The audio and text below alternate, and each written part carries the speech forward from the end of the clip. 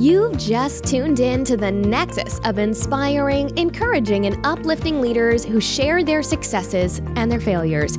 Insights that will motivate, cultivate, educate, and illuminate your path to a very bright future. Welcome to Shaping the Future podcast. Here's your host, Greg Kell. Good day, Future Shapers. This is Greg, and interviewing today, Andrew Malik, the co-founder of Silver Token. Silver Token is a digital currency redeemable for silver, very, very unique. A really cool standard, a stabilizing currency in our unstable world. Andrew, will you take just a few moments to introduce yourself and tell us a little bit about your background? Sure. First of all, thanks for having me. This is super excited to be doing this. And so a little bit about myself. I went to college at Drexel University, right here in Philadelphia, which is local to me. I went to college for finance entrepreneurship. Obviously entrepreneurship. Here I am, entrepreneur. It's almost, I find it almost kind of ironic to go to school for entrepreneurship because it's something that, you kind of learn out there doing it and less so in the classroom. So I went to Drexel. I went there for 2 years. I actually didn't finish my degree, but I went out and started working for a mortgage company. I learned a lot about finance. From there, I went out and got my mortgage license and began flipping properties. My family runs a construction company, very successful one here in the area. So I've always kind of been around entrepreneurship and construction. So it was pretty easy for me to kind of jump right into that. And it was a great time in the market. This was probably 4 years ago. So it was right when everything was beginning to recover. Just like when I was at the mortgage company, it was right in the refinance boom. Interest rates were extremely low. Everyone was refinancing. It was an exciting time to be working there, but excuse me, not really for me. I don't like the corporate life so much. I like to kind of be out there doing my own thing for myself. After that, I flipped a bunch of properties. Father was also my partner. I had my real estate license as well. So I listed the properties myself and just kind of familiarized myself with the whole process. Definitely had some challenges going through it, but then Silver Token was just the next opportunity. And, here we are. Excellent, Andrew. I like the background in entrepreneurship because we, in the Future Shapers audience, are passionate about entrepreneurship and innovation, generating higher productivity, profits, and growth in our economy. Tell me, Andrew, what are you most passionate about today? Today, generally or specifically Silver Token, of course, but I would say generally my passion right now is money. And it's not about getting rich. I don't mean it in the sense of, being a billionaire. I mean how money works. And that was really how Silver Token came to be. If we stop and look at money, the whole global system of fiat currencies, it's once you kind of take a deep dive into that, it's really kind of scary once you realize how everything works and how delicate the whole system really is and how little as citizens that we have control of it. And that's really, really my passion right now. It's just to kind of give the power back to the people, so to speak, because it's a time where everything is so delicate and we see the economy doing great, but is it really doing that great? The dollar has not been doing well. And that's really my passion right now. It's just money, how everything works. Just coming together as a globe essentially and kind of avoiding that greed, because it's almost as if bankers and the governments act as if we're the last generation on Earth. And hopefully we're not. We could be. We're on a rock floating through space, but hopefully it's not the case. But I think we just need a revolution. I think that's really beginning with cryptocurrencies, and that's why I think I'm in the right place at the right time to be kind of providing Silver Token. Excellent, Andrew. A value bomb dropped today where we're looking at the challenge associated with fiat currencies in this unstable global currency economy, with silver being a buttress to that. And the cryptocurrency movement providing literally power to the people rather than faith and trust in the U.S. government. Yeah, I'm not anti-government. Don't get me wrong. We need some sort of controlling body, but I think I am kind of almost against central banks. So, excellent. So we're going to move backward a little bit. Sometimes we find, Andrew, that in the world of entrepreneurship, life frequently actually throws us a curveball. Things don't turn out the way that we anticipate that they will. Would you share with us a short story about a time in your business career when you have dealt with a curveball that is thrown your way? Sure. I think it would have to be back to about 2021 maybe. Flipping my first house. I just bought it. Super excited. Decent neighborhood, decent property. Ready to get to work. We did a great job on the property. It was, I think to this day, the highest sold property in that neighborhood. And so, fast forward, the project's done. It's listed for sale. I listed it myself with my real estate license. And we get this couple. They're super excited to buy it. They sign a contract. They give us a deposit, and they're ready to go. I'm excited. This is is it really this easy? I'm thinking, wow, this is great. And so fast forward, a couple weeks, and I realized that they hadn't even applied for a mortgage yet. And I'm like, hang on a second. Like, this is you're out of contract technically. You have to apply for a mortgage at some point. You have to do it within a reasonable amount of time after you sign a contract. So finally they applied for one, and maybe about a week or two later, I'm accidentally copied on an email from their mortgage rep, and the mortgage rep is wishing them a fantastic time on their vacation in Las Vegas. And I was like, hang on a second, like that they're going to be in Las Vegas on the day that we're supposed to be closing on the property. They're going to be closing on the property, but they're going to be in Vegas. And that's when I kind of realized, maybe they're not serious about buying this property. And, it turns out they weren't at all, and they didn't want any part of it. So I contacted them about this. I was like, that's fine. But, for the opportunity cost, you've cost us, we have holding costs, we took this property off the market for the last month, at the very least, we would expect you to forfeit your deposit for just no reason other than you changed your mind. You don't want the property. And, they didn't respond to it. And, they fast forward maybe 2 months later, I get a letter from their now attorney, and they're suing me. And they're suing me, and they make all these accusations on the letter I get in the mail, and saying that I never gave them any of these documents, that they never signed anything. And this, of course, is all untrue. I have the documents, signed by them. It was just, I guess, their attorney trying to make me look like a bad guy. And, so we went to court, and we ended up settling it. It cost me a lot more money than the deposit was even worth. And that's when I learned, it's not, avoid court at all costs. You just want to settle things, and sometimes it's just not going to work out. It was a tough learning experience, but we still made money. In addition to the concept of avoiding court at all costs, which I definitely agree with, are there any other lessons that you learned from this event? Yeah, I think you really need to have communication. I think the communication was really lost there. We kind of lost touch during the process of them after they signed a contract, and I think that's very important, because had we have maintained a better communication, I think this problem could have been avoided altogether. And maybe weeks before they went on vacation, even the property, we could have come to a better agreement, and we could have just released them for nothing. So I think communication is very important.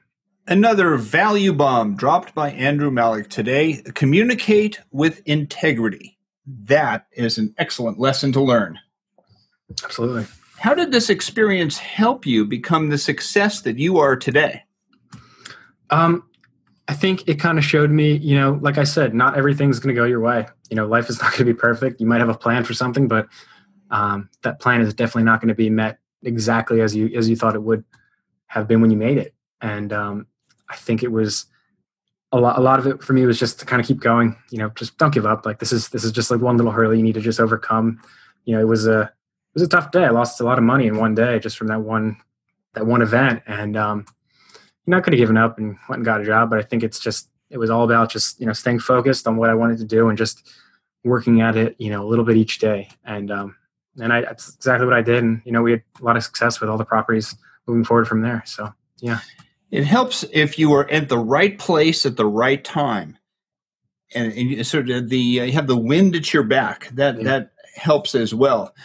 Andrew, right now we are in the early stages of 2018. When you look into this year, what is your most important goal for 2018? Silver Token. To get Silver Token out there, to get it into the hands of everyone that is interested in seeing it. It's what I do day and night. I'll find myself just sitting at my desk for sometimes it seems like days, just working on everything because there's just so much to do that you can always be doing something. You can always be doing something to kind of keep pushing forward in that direction, that long-term vision you have for the company. And that's what I'm doing right now, just making sure the team is doing what they're supposed to be doing to make sure, everyone's on the same page with where we need to be. And it's going really great, but that is 100% my focus day and night, Silver Token. Push forward with focus, working with the right team. That sounds like a good plan to me. Yeah. As we know, with good success also comes challenges. When you look forward into 2018, what are the biggest challenges that you're facing right now? Yeah. Well, I think generally, just from a general sense, the challenges I face are kind of what I was mentioning a moment ago was, what needs to get done. And there's so much that needs to be done. You have to come to the realization that you're not going to get it all done today. You might have 10 things you want to get done today. You're probably not going to get them all done today. So I think it's really important to kind of prioritize your time effectively, because you need to decide what absolutely needs to get done today and what may have to wait because you just don't have enough time in the day. And I think in terms of challenges for Silver Token, I think marketing is going to be our biggest hurdle. The saying goes, if you build it, they will come. Unfortunately, that's not true in business at all. You can build the best product in the world, but if you don't sell it to someone, if you don't market it correctly, no one's going to know about it.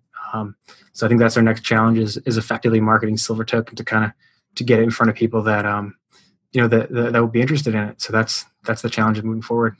I agree that marketing is a challenge, and I have a little addendum to that. If you build a thing, if you build it, they will come, but only if you tell them that you built it. Exactly. Or else nobody's going to come. That's right. Yeah. What is your plans to overcome the challenges for marketing that you have just expressed?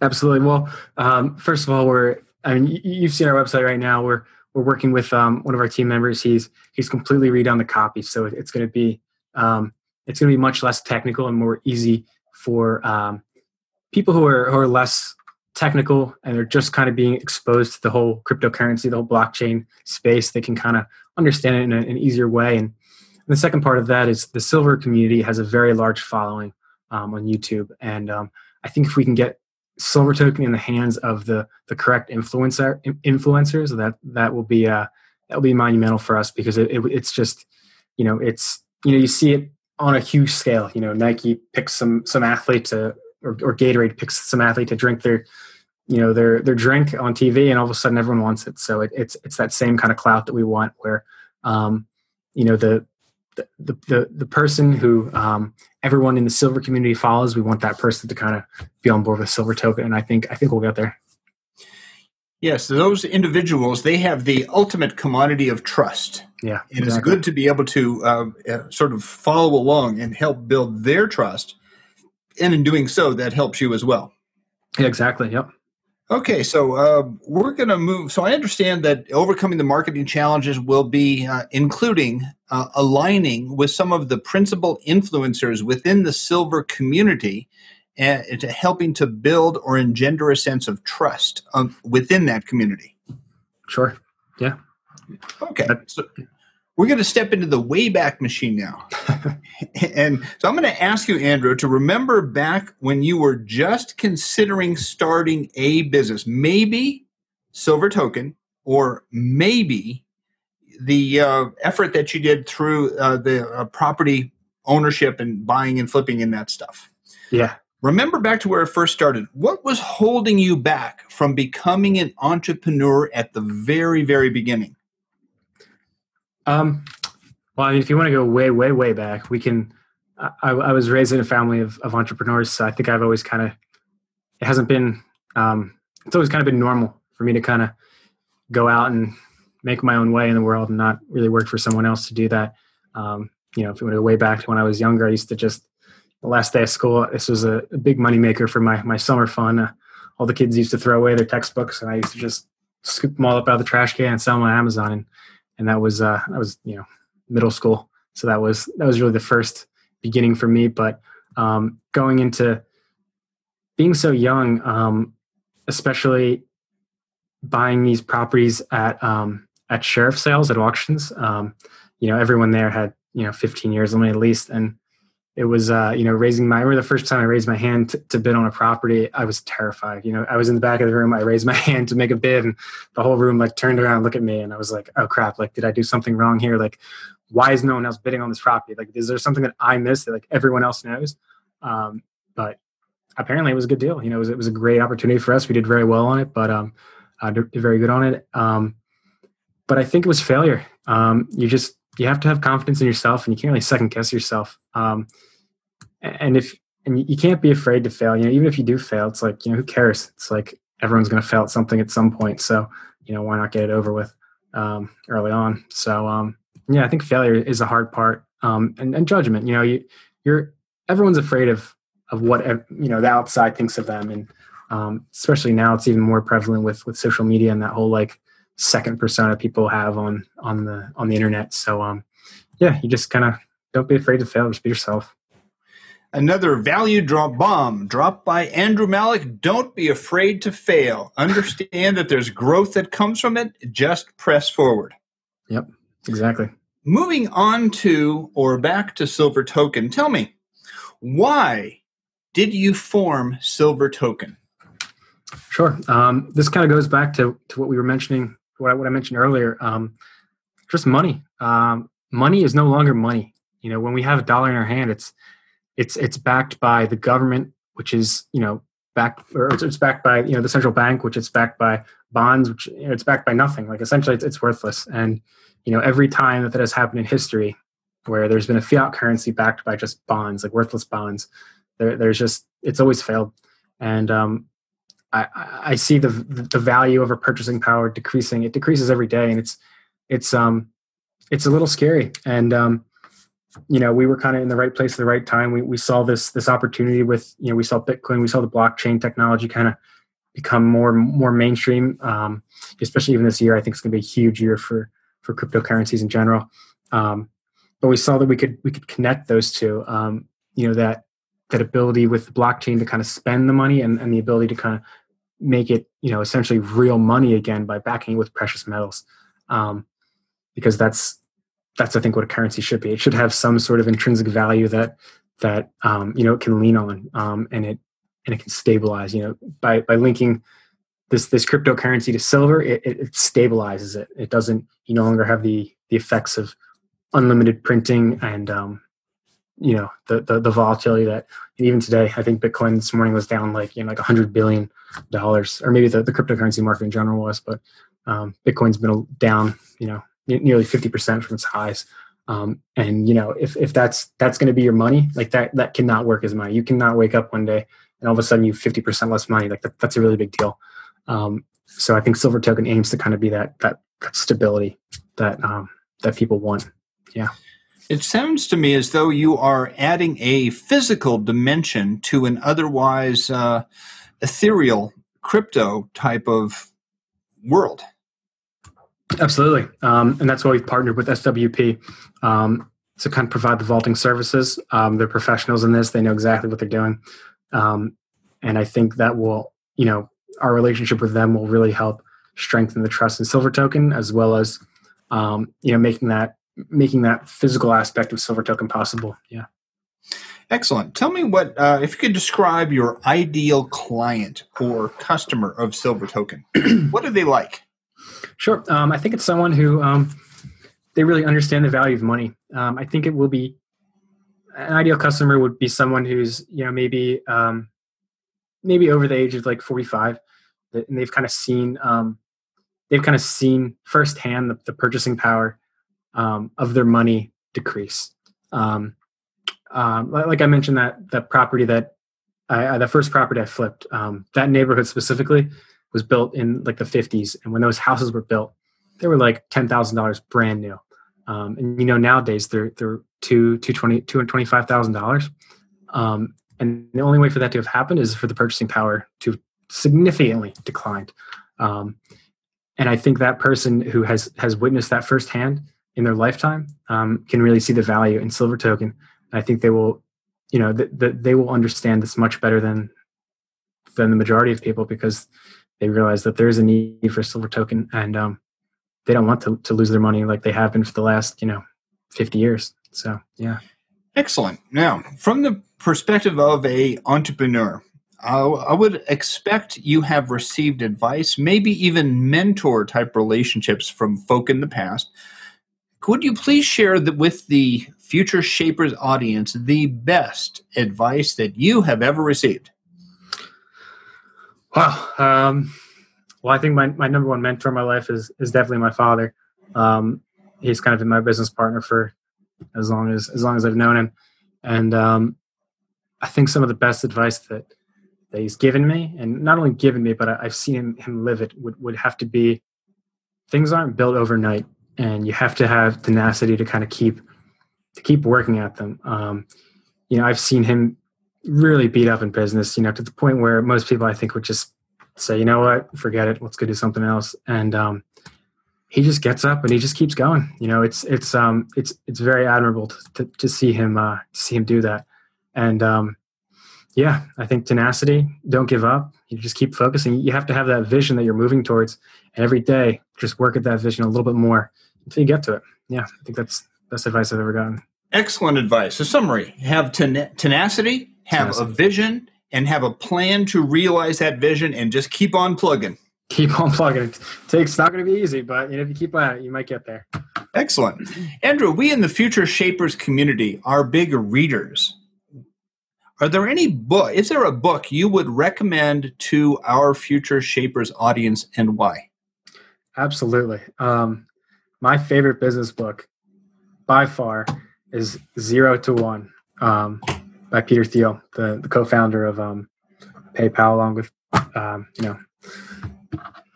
the other founders, Elon Musk. So it's just, I've read the book dozens and dozens of times. It's everything in it is just so good. It's just such good business advice. And I really like his thinking on, how he approaches things. And I would recommend it to everyone.